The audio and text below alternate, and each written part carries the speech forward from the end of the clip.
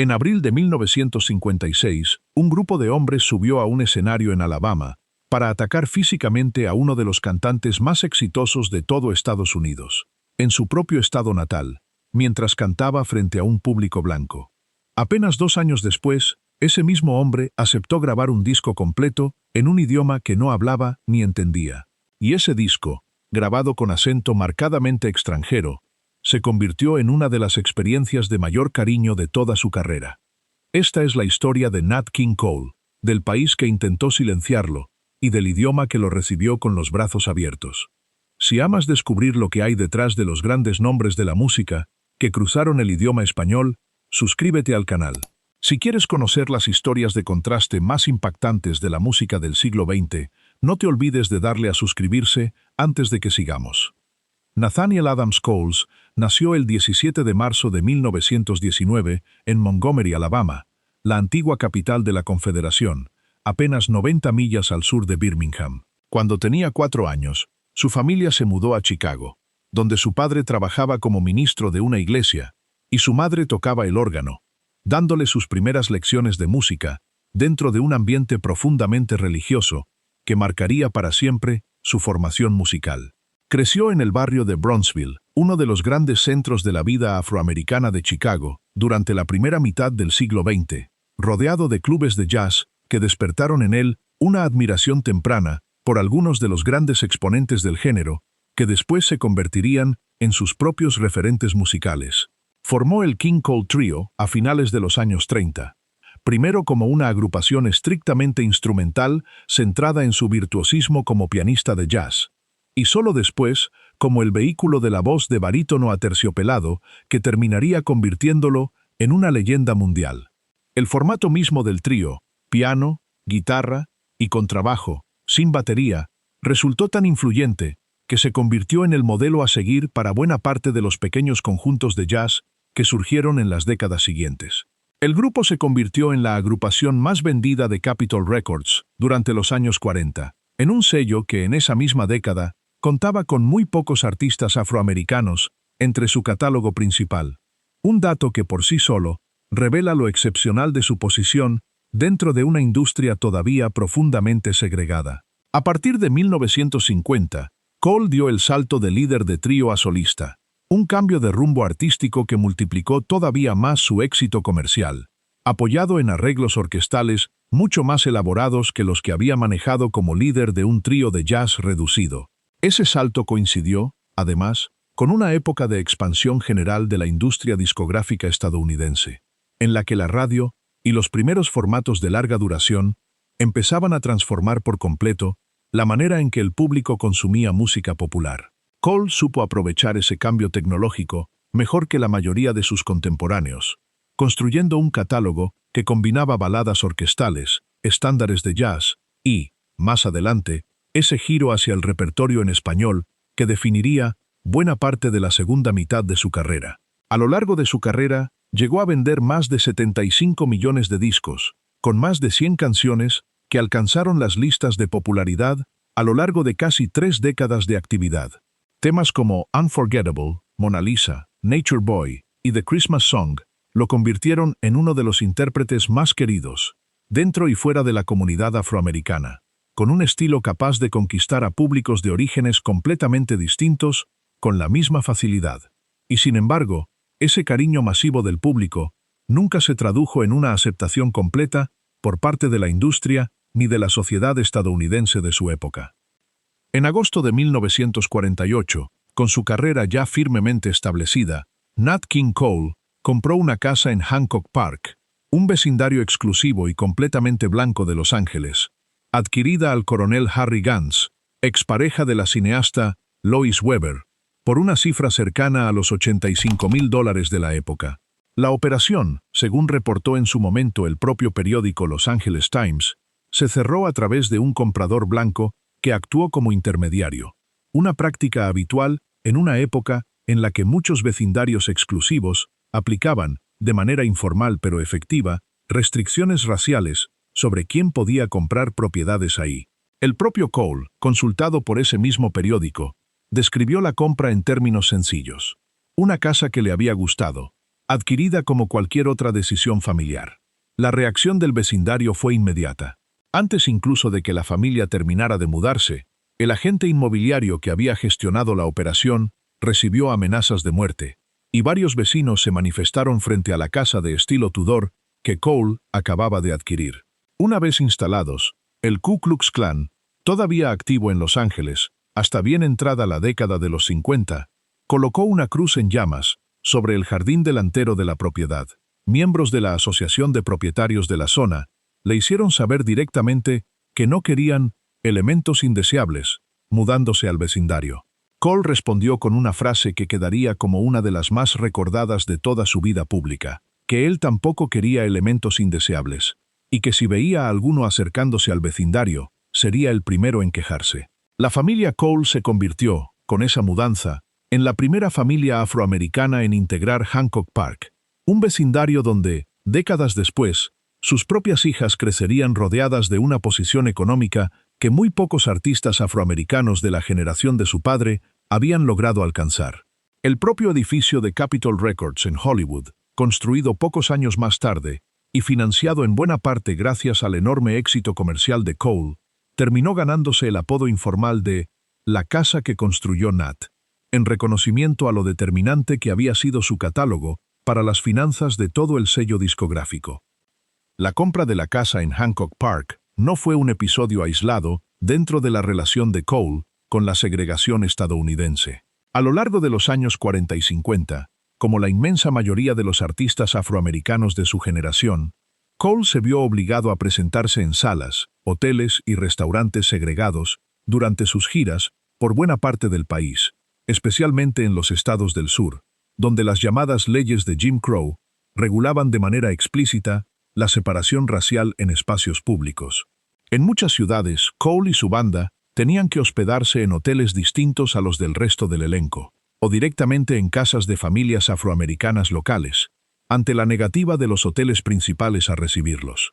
Ese patrón de exclusión cotidiana, repetido ciudad tras ciudad a lo largo de 2 décadas de giras, formaba parte del trasfondo silencioso sobre el que se construyó la noche del 10 de abril de 1956, el episodio más violento y más recordado de toda esa historia. Antes de seguir, déjame decirte algo. Si esta historia te está atrapando tanto como a mí mientras la investigaba, este es justo el momento de suscribirte. Si quieres que sigan llegando las historias de contraste más impactantes de la música del siglo XX, no te vayas sin apretar ese botón. En noviembre de 1956, Nat King Cole se convirtió en el primer artista afroamericano en conducir un programa de variedades en la televisión nacional estadounidense, con The Nat King Cole Show, transmitido por la cadena NBC. El programa comenzó como un espacio semanal de 15 minutos, y para julio de 1957 ya se había expandido a un formato de media hora completa, reflejo de la buena recepción crítica que había tenido desde su estreno. Reunió, a lo largo de su primera temporada, a algunas de las figuras más importantes del espectáculo de esa época, muchas de las cuales aceptaron trabajar por el sueldo mínimo sindical, o incluso sin cobrar, para ayudar a sostener el proyecto. Frank Sinatra, Ella Fitzgerald, Sammy Davis Jr., Harry Belafonte, Peggy Lee, Mel Tormé y Eartha Kitt, entre otros, en un gesto de solidaridad poco habitual dentro de una industria tan competitiva. A pesar de ese respaldo excepcional dentro de la propia industria, el programa nunca logró conseguir un patrocinador nacional dispuesto a sostenerlo. Compañías como la cervecera Reingold asumieron patrocinios regionales limitados, pero ningún gran anunciante nacional estuvo dispuesto a arriesgar su imagen frente a los mercados del sur del país, donde la sola idea de un programa conducido por un hombre negro generaba resistencia comercial directa entre las grandes marcas, preocupadas por perder clientes en esa región. El último episodio se transmitió el 17 de diciembre de 1957, después de 53 emisiones.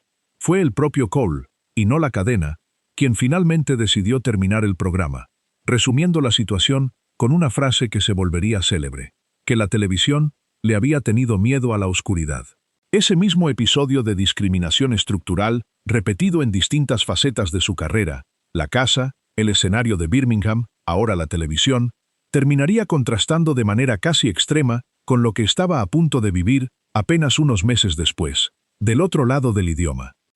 El 10 de abril de 1956, Nat King Cole se presentó en el Auditorio Municipal de Birmingham, Alabama, su propio estado natal. Debido a las leyes de segregación vigentes en la ciudad, la presentación se dividió en dos funciones completamente separadas. Una primera función para público blanco y una función posterior, más tarde esa misma noche, exclusivamente para público negro.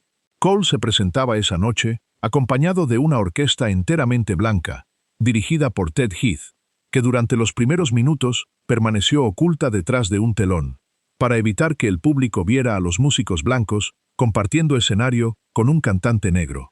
El alcalde de la ciudad, Jimmy Morgan, subió personalmente al escenario para darle la bienvenida a Cole frente a un público de más de 4,000 personas, en su mayoría jóvenes blancos, que lo recibieron con ovaciones alegres. Cole abrió la función con Autumn Leaves y continuó con Little Girl. Apenas 3 canciones dentro de esa primera función, mientras interpretaba ese tema, un grupo de hombres cruzó corriendo el pasillo central, saltó el pequeño muro que separaba al público del escenario y se lanzó directamente sobre él. Según reconstruyó después la investigación policial, el ataque había sido planeado 4 días antes en una gasolinera de la ciudad de Anniston, a unos 100 kilómetros de Birmingham, con la intención original de reunir a un grupo de 150 hombres dispuestos a irrumpir en el auditorio y secuestrar a Cole. Al final, únicamente 6 personas se presentaron la noche del ataque. Los atacantes formaban parte de una facción del Ku Klux Klan, liderada por Asa Carter, desprendida meses antes del Concilio de Ciudadanos Blancos del norte de Alabama. Ese mismo concilio había distribuido, antes del concierto, panfletos con el título Cole y sus mujeres blancas, como parte de una campaña más amplia contra la música negra y el rock and roll, a los que consideraban una amenaza cultural directa para la juventud blanca del país. Los hombres derribaron a Cole de su banco de piano, que llegó a partirse bajo el peso de la caída, golpeándolo y haciendo que el micrófono le golpeara el rostro en el forcejeo. Cole llegó a declarar después, en una entrevista con el periódico The Birmingham News, que todo había ocurrido tan rápido que apenas pudo procesarlo en el momento. La policía logró contener a los agresores antes de que la situación escalara más, y 4 de los 6 hombres detenidos fueron después condenados por conspiración para cometer agresión, con sentencias de 180 días de cárcel, mientras que 2 de ellos enfrentaron cargos más graves de agresión con intención de cometer homicidio. A pesar de la golpiza, Cole terminó la función esa misma noche, recibiendo una ovación de pie por parte del público que acababa de presenciar el ataque. Al día siguiente, en unas declaraciones distribuidas a periódicos de todo el país, a través de la agencia International News Service, Cole calificó lo ocurrido como el trabajo de unos cuantos alborotadores, y aseguró que, a pesar de todo, sentía que todavía tenía muchos amigos y seguidores en esa región del país.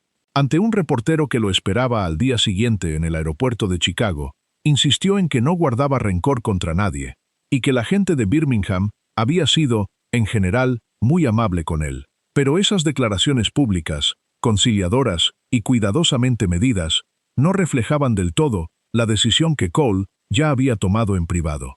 Después de esa noche, juró no volver a presentarse nunca más en el sur de Estados Unidos, y cumplió esa promesa durante el resto de su vida. Dentro del movimiento por los derechos civiles de esa época, la postura pública de Cole generó, en su momento, cierta controversia. A diferencia de artistas más abiertamente combativos, Cole prefería evitar la confrontación directa en sus presentaciones, insistiendo en que su papel público era el de un entretenedor, no el de un activista político. Esa postura le valió, en más de una ocasión, críticas de sectores del propio movimiento afroamericano que consideraban insuficiente su respuesta frente a episodios como el ataque de Birmingham.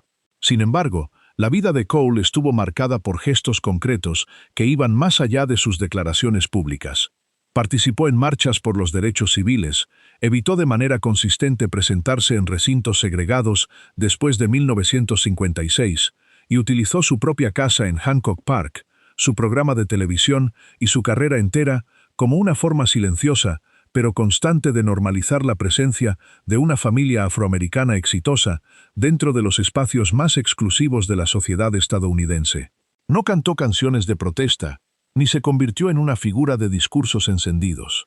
Pero cada paso de su carrera funcionó, de manera acumulativa, como una forma distinta de resistencia frente a un sistema que en múltiples ocasiones intentó, de maneras muy distintas, ponerle límites.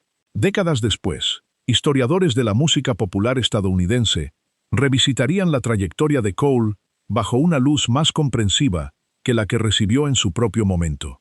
La de un hombre que, sin renunciar nunca a su identidad como entretenedor de masas, abrió espacios estructurales, una casa, una pantalla de televisión, un escenario en cada ciudad del país, que resultarían decisivos para las generaciones de artistas afroamericanos que vendrían después de él. Lo que ocurrió después cambió por completo el rumbo de la relación de Cole con el idioma español, aunque el camino hacia ese giro había empezado, en realidad, antes del ataque en Birmingham.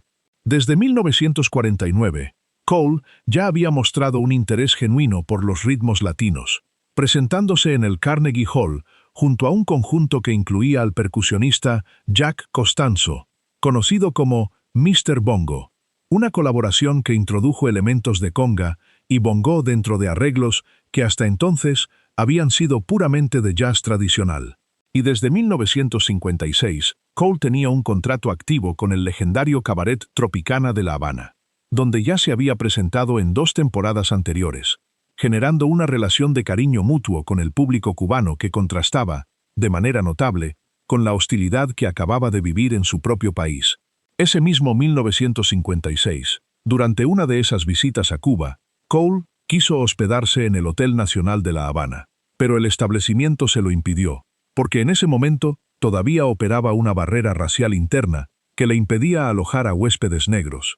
Un recordatorio de que ni siquiera la isla, que después lo adoptaría con tanto cariño, estaba, en ese momento, completamente libre de las mismas estructuras de exclusión racial que Cole enfrentaba en Estados Unidos.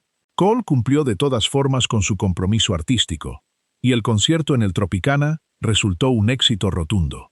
Fue precisamente esa relación continua con Cuba la que, en 1958, durante su tercera temporada en el Tropicana, desembocó en la propuesta que definiría el segundo gran giro de esta historia.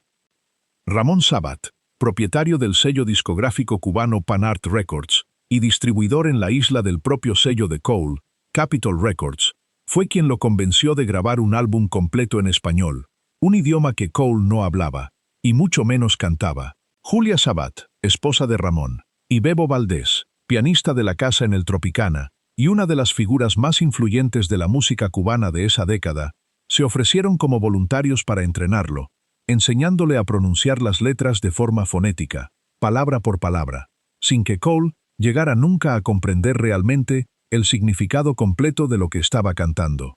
Bebo Valdés contaría después a su biógrafo sueco, Mats Lundahl, cómo eran esas sesiones de entrenamiento.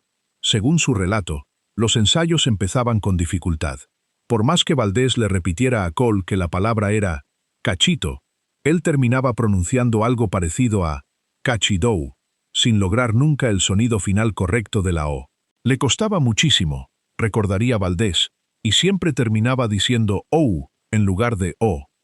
Para relajar el ambiente y facilitar el proceso, las sesiones se acompañaban de vodka con jugo de naranja, una costumbre que, según el propio Valdés, terminaba retrasando los ensayos hora y media con bastante frecuencia. Según ese mismo relato de Valdés a su biógrafo, cada músico habría recibido $40 de la época por sesión y por ensayo, una cifra que, de confirmarse, resultaría generosa para los estándares habaneros de ese momento, aunque este dato puntual no cuenta con una segunda fuente independiente que lo respalde.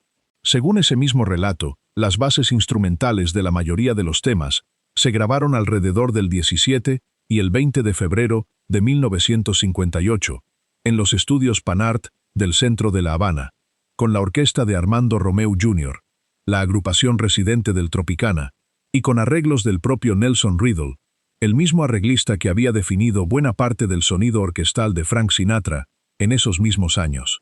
Bebo Valdés aportó su característico swing afrocubano a varios de los temas, entre ellos Cachito, compuesto por la mexicana Consuelo Velázquez, la misma autora de Bésame Mucho. Las voces de Cole, en algunos casos, se regrabaron semanas después en los estudios Capitol de Los Ángeles, combinando así el trabajo instrumental cubano con la producción final estadounidense, un proceso de grabación transcontinental que resultaba poco habitual para la época. Cole Español salió a la venta en agosto de 1958.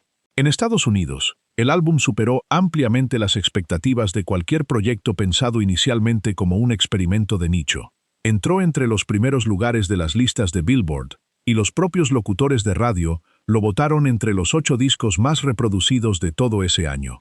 Comercialmente, se convirtió en uno de los álbumes más exitosos de toda la carrera de Cole hasta ese momento, algo que ni la propia Capitol Records había anticipado al aprobar un proyecto que, sobre el papel, sonaba como una apuesta arriesgada. Un ícono del pop estadounidense, cantando en un idioma que no dominaba, dirigido a un público que la industria discográfica de Estados Unidos todavía consideraba secundario dentro de sus prioridades comerciales. Pero fue en América Latina, donde el álbum se convirtió en algo mucho más grande que un simple éxito comercial.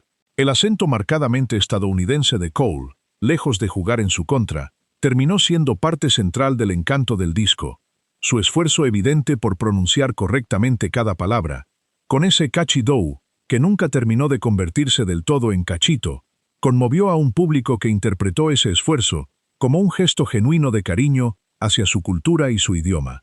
El álbum incluía piezas ya clásicas del cancionero latinoamericano, como el cha-cha-cha, el bodeguero, del compositor cubano Richard Egues, el bolero Noche de Ronda, de Agustín Lara, y la pieza que terminaría convirtiéndose en la más recordada de todo el proyecto, Quizás, quizás, quizás, del compositor cubano Osvaldo Farrés, escrita originalmente en 1947 y popularizada mundialmente, en buena medida, gracias a esta misma versión de Cole. Décadas más tarde, esa misma canción encontraría una segunda vida internacional gracias a su inclusión en la banda sonora de la película Bailar en la Oscuridad, de Lars von Trier, y en versiones grabadas por artistas tan distintos entre sí como Doris Day y The Gypsy Kings, siempre con la sombra de la interpretación de Cole como referencia inevitable. El propio formato del álbum, mezclando boleros, cha-cha-chas y canciones tradicionales de distintos países latinoamericanos, funcionó como una especie de mapa sonoro de la región, presentado al público estadounidense a través de la voz más reconocible del momento, y devuelto al público latinoamericano con un acento que, lejos de sonar impostado, terminó leyéndose como un homenaje sincero. El éxito de Cole Español fue tan contundente que Capitol Records decidió repetir la fórmula en 2 ocasiones más. En 1959 llegó A Mis Amigos, grabado esta vez con músicos de distintos países latinoamericanos, ampliando el repertorio más allá del cancionero cubano, hacia boleros y canciones de México, Puerto Rico y otros países de la región. En 1962, completando la trilogía, llegó More Cole Español. Entre los 3 discos, se extendió un proyecto de 4 años que, lejos de tratarse como una curiosidad pasajera, se consolidó como una parte central y sostenida de la identidad artística de Cole durante la última etapa de su carrera. En Estados Unidos, estos álbumes funcionaron como éxitos comerciales sólidos, entre los primeros lugares de las listas. En América Latina, funcionaron como algo completamente distinto, la consolidación de Cole como una figura genuinamente querida, capaz de llenar giras enteras por la región, de firmar contratos discográficos sostenidos durante años, y de recibir, de un público que en 1956 ni siquiera conocía todavía, el tipo de adoración incondicional que su propio país, apenas 2 años antes, le había negado sobre un escenario en Alabama. Hoy, en el Hotel Nacional de La Habana, un busto y una rocola conservan la memoria de aquellas sesiones cubanas, un homenaje permanente al hombre que, sin hablar una palabra de español, terminó convirtiéndose en una de las voces más queridas de la música en ese idioma. Nat King Cole murió el 15 de febrero de 1965, en el Hospital St. John's de Santa Mónica, California, a los 45 años, después de una batalla breve pero intensa contra un cáncer de pulmón avanzado, consecuencia directa de décadas de tabaquismo severo. Había entrado al estudio de grabación por última vez apenas unos meses antes, en junio de 1964.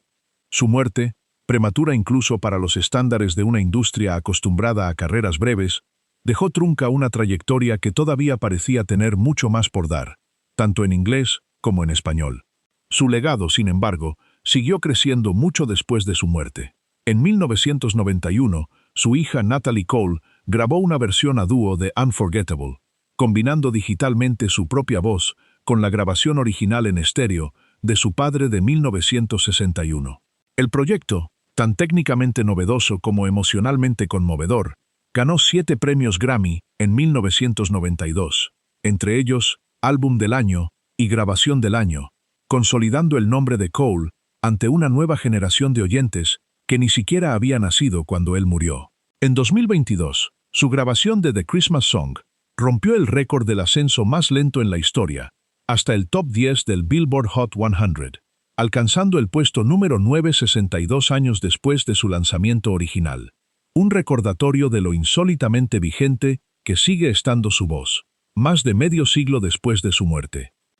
El 10 de abril de 1956, un grupo de hombres subió a un escenario en Alabama, el estado donde Nat King Cole había nacido, para golpearlo y arrastrarlo de su propio banco de piano, mientras cantaba frente a un público que, minutos antes, lo había recibido con ovaciones.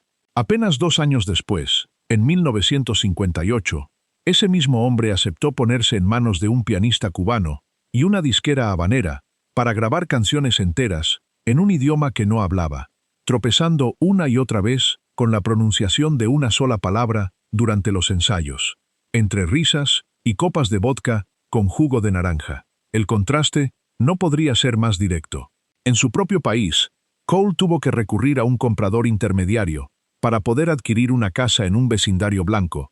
Sobrevivió a un intento de secuestro planeado con semanas de anticipación y vio cancelado el programa de televisión más importante de su carrera porque ningún gran anunciante nacional quiso arriesgar su imagen asociándose con un conductor negro.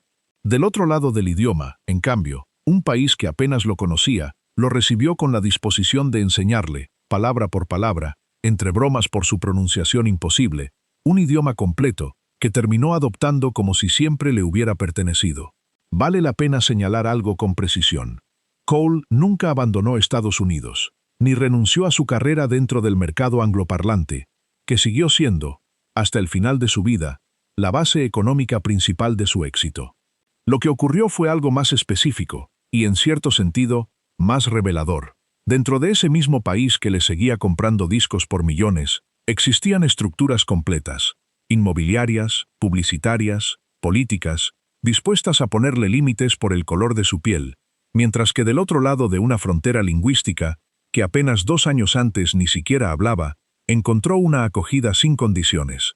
Cole nunca volvió a presentarse en el sur de Estados Unidos después de esa noche en Birmingham.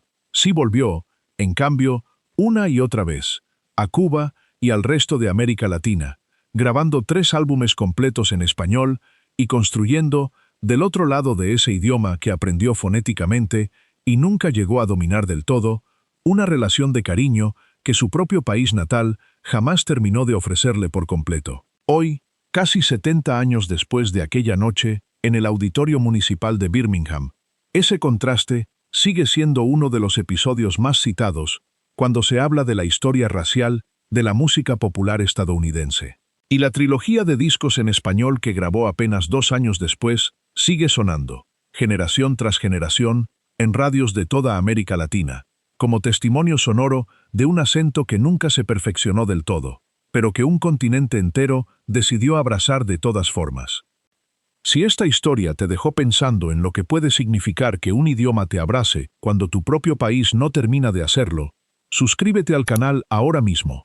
Y si quieres que sigamos rescatando las historias de contraste más impactantes de la música del siglo XX, no te olvides de darle like y suscribirte antes de irte, porque la próxima crónica ya está en camino.